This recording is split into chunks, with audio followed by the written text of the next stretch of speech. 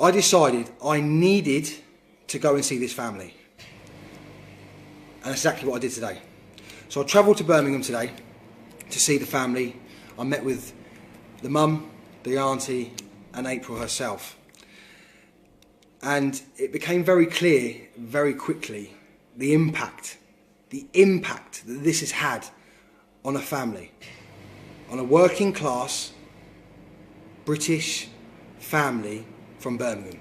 The whole family are distraught. The mum is in absolute bits.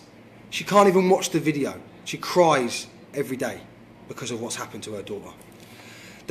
My actual grievances, if we take the racial side out of it for a second, let's say this girl was walking home and she was jumped. It happens, okay? It's school ground sort of stuff. That sort of stuff happens. It's horrible and it shouldn't happen, and bullies should be put in their place, but it happens. But what happened to this girl wasn't normal. It's affected her so much that she can't return to the school. The person in the video that attempted to help her can't return to that school. They are getting threats every day. Threats of their family members of being stabbed, that they're going to come to the house, that they're going to do all sorts of stuff to this family after the experiences they've gone through. You've got to remember, it's only 5 days ago this happened. And the failings lie with 3 institutions. Number 1, the school. The school have failed to protect this girl after what's happened to her. The school haven't rang to see if she's okay. When the parents went into the school to demand an explanation because they were angry, furious, they were asked to leave the premises. And as they were leaving the premises, the head teacher smiled at the mother as they were leading her out of the school because they wouldn't answer her questions. They refused to talk to them.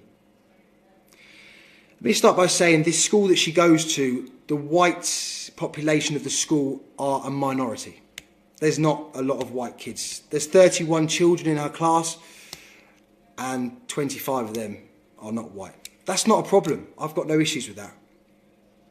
My issue is that if this would have been on the other foot, and this would have been a black girl or a Syrian refugee, this would have hit every mainstream media platform in the UK. And why do I know that?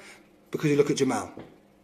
So when I sat with this girl and I said to you, but surely the police are safeguarding you. Surely the police have come round to your house, took statements to safeguard you. No. The police haven't even been to the house. When they rang the police, they've rang the police on several occasions. When they rang the police said they've logged it. They've logged it and they're going to look into it. They've then called back. Why is the police not coming round? They said they'd ring her back. They never rang her back. She has wounds to her leg, bruises all over her body, evidence in a court of law of an assault. The police haven't taken that evidence from her. They haven't taken pictures from her. They've taken nothing from her. They haven't even bothered to contact her. So the school failed to safeguard them. The social services were the next people. They had to go themselves to the social services to ask for some sort of support. The social services refused to watch the video. They wouldn't watch it. The mum said, can I show you what has happened to my daughter? They refused to watch the video. So, the police have failed to document the crimes, which consist of racial incitement, racial hatred, racial speech, all based on the fact that she was white. The school haven't even excluded the boy in the video that is punching this girl in the head. The school is saying they can't identify by the video the person that she's talking to, even though I've got screenshots of his face on that video that clearly shows him. They haven't bothered. So the school haven't even bothered to ring her up and to try and get her back to the school. Don't worry, April, don't worry. We'll safeguard you. You come back into the school, we'll make sure that everyone's aware that if they say anything to you or do anything to you, you will say nothing. No safeguarding whatsoever. And the marks that I've seen on this young girl are disgraceful. She's got marks all up her leg. She's got cuts all up her leg. The other things that I've written down that I want to talk to you about is the absolute failure. The police, when they contacted her, when the police were contacted, the only thing they were interested in talking about to the family, not how's April? Do we need to come and take evidence from April? A statement from April? Do you know what they said? They wanted to make sure there would be no repercussions from the family. Because the family are quite a large family, that the family wouldn't go out and try and find any of these families, kids. So that's all they were interested in safeguarding the bullies rather than safeguarding the victim. It's just incredible. The teachers have completely failed in this. I am so angry. I watched that girl cry her absolute soul out in front of me when she was describing what happened to her. She wakes up in the middle of the night crying. When reality hits her, that a week ago she was a normal schoolgirl going to school with friends, and now she can't even walk out of her own house with the fear that she might get stabbed. They're saying they're going to stab her. So she's racially attacked, racially abused. The police haven't done anything. The social services haven't done anything. The school haven't done anything. And now she's being threatened. There are clear evidence from screenshots, from messages of threats to stab her and her family. Clean evidence on a video of these people racially attacking her. Yet the police don't want to know any of it. She can't return to school. No statements by the police. If this would have been the other way around, this would have been headline news.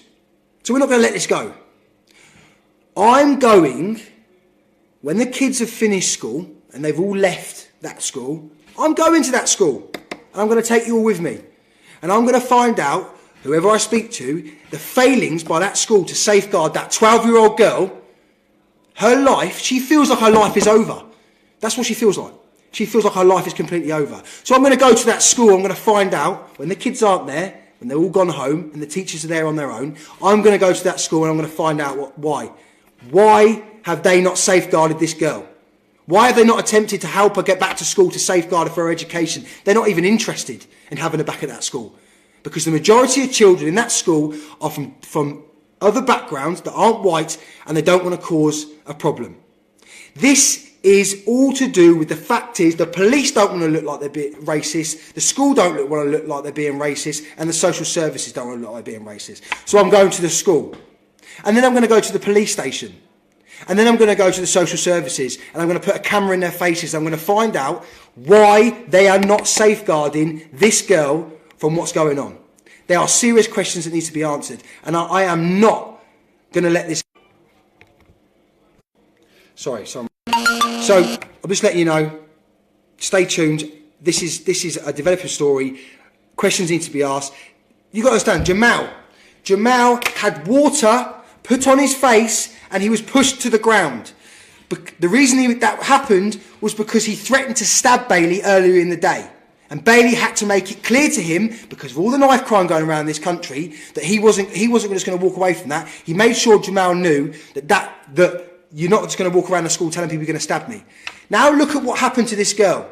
Where is this mainstream media outrage? Where's Piers Morgan? Where's the BBC? Where's Sky News? No one has run with this story because it doesn't fit the narrative. If the girl was black, or the girl was from Syria, or she was a refugee, every single person in the United Kingdom would know about it. The only reason we know about it is because people like me and other people share the videos and bring these things to light. So imagine how many racist situations and racial hatred is going on in this country that people aren't videoing, that people aren't documenting. We have to start dealing with these issues before it's too late. And that's what I'm going to do. I'm going to the school, I'm going to the police, and I'm going to the social services. And I want the questions to be answered. And I'm going to expose them to the whole of you lot. That's it. I need a beer. I'm just so crying her eyes out.